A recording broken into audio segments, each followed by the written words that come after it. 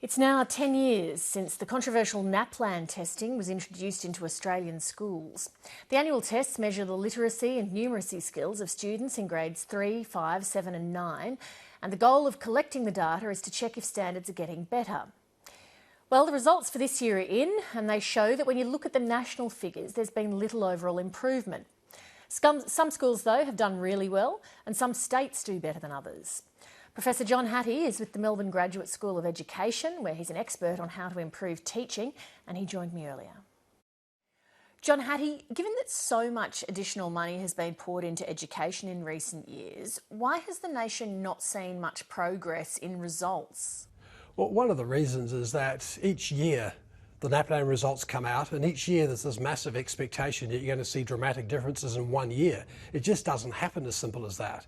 If you look over a 5 or 6 year period, you do start to see some return on that investment, but I'm with you, we should have a much stronger debate about the return on investment for these resources going in. Well, before we have that discussion, can we trust that NAPLAN is a fair and accurate measure of standards? Well, see, my difficulty with NAPLAN is it's too narrow. I want more. I know there's a lot of critique out there about the current NAPLAN, but who doesn't want numeracy and writing and reading as part of any kind of assessment of our school system? It is a bit narrow at the moment. It's 40 items at each one of the tests, and so we've got to be really careful about how we do the interpretations. On the other hand, it's a pretty good measure. It's one of the best measures we have of what's actually happening in those subjects across our school system.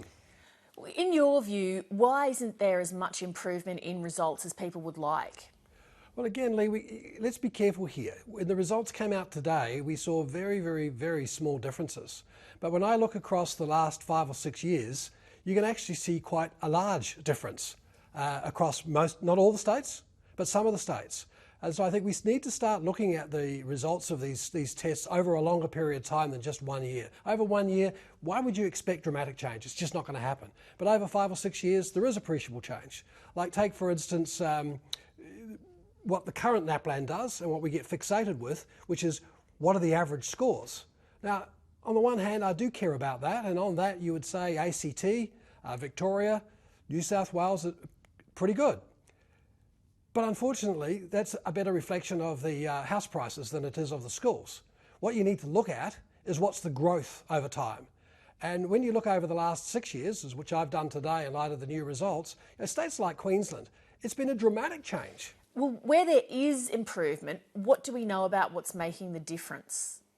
Well, the biggest difference that certainly I see in the places where you do see those appreciable changes is you get teachers, school leaders working both within their school and across their school to ask about the evidence of impact they have on their students, not just on NAPLAN, but on many things. They don't have debates about how they teach so much. They talk about the impact of their teaching. They don't have debates about their resources. They talk about how they specifically are going to use their resources. And this is why there's a tremendous emphasis on making sure Gonski 2 gets the right answers about how schools use their resources to do that collaboration, to work within and across schools, to ask that continual question, what is our impact on kids? What do we mean by impact? What do we mean by a year's growth? And are we achieving it? Because my view is that about 60 to 70% of schools across this country are doing a great job, and we need to scale that up.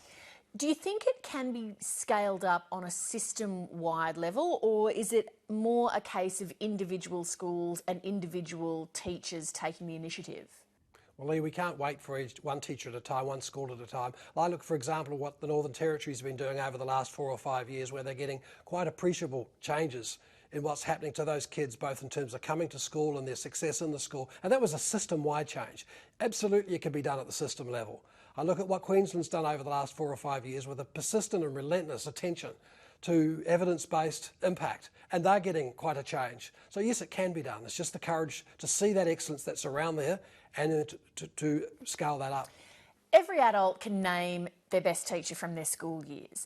What is the mark of a great teacher, and what can teachers learn from how those teachers work? Well, let me ask you, Leigh, who was your best teacher? Well, probably the ones who made me love their subject the most. Yeah. Look, the study we did a couple of years ago on this, there's 2 reasons. One, it's either that teacher wanted to turn you on to their passion, that love of the subject, or that teacher saw something in you that you didn't see in yourself. And when you bring those two things together, that's the essence of brilliant teaching. And we need a hang of a lot more of those. When you ask people, and ask all the viewers to think of their best teacher, it hardly ever is because they did maths or English or physics or phys ed. It was they turned you on to the passion. And that obviously is not measured in NAPLAN. But that's one of the things I want extra is how do we make schools inviting places for kids to want to come and learn? But they seem like fairly intangible qualities. Are they things that can really be taught to teachers? Oh, absolutely, they can be taught and absolutely you can see them. You saw them. They're hard to measure in a pencil and paper test, but who would want to go down that route? John Hattie, thanks so much for your time. Pleasure. Thanks, Leigh.